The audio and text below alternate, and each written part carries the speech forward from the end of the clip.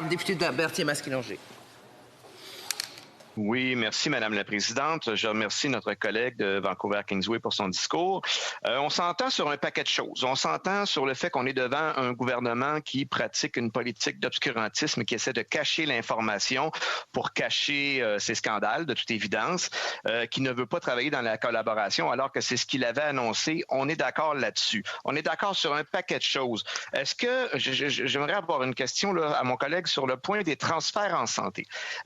Souvent, les gens du NPD vont parler de centralisation, vont parler de normes nationales. Dans le cadre des travaux qui seront permis par l'adoption de cette motion, je l'espère, quelle sera la position de mon collègue quand viendra le temps de parler des transferts en santé? Ne croit-il pas qu'il serait beaucoup plus efficace d'augmenter rapidement ces transferts en santé-là qui sont dramatiquement bas depuis de très nombreuses années, plutôt que d'arriver avec des empiètements de compétences et de venir, entre autres, mettre des normes nationales, entre autres pour les CHSLD, sujet qu'il a abordé. Merci.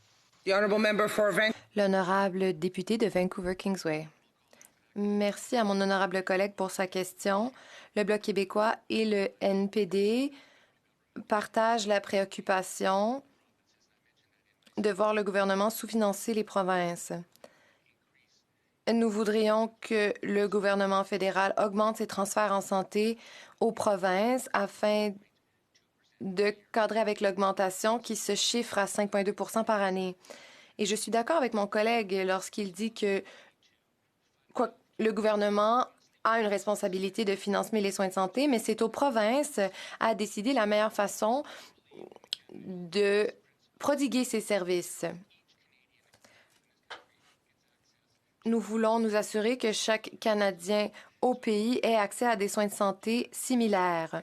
Donc, le gouvernement fédéral peut mettre en place des normes de base afin de s'assurer que l'argent transféré aux provinces soit utilisé à bon escient, mais il faut ensuite laisser aux provinces le bon soin de dépenser l'argent comme ils le sentent, comme ils l'entendent.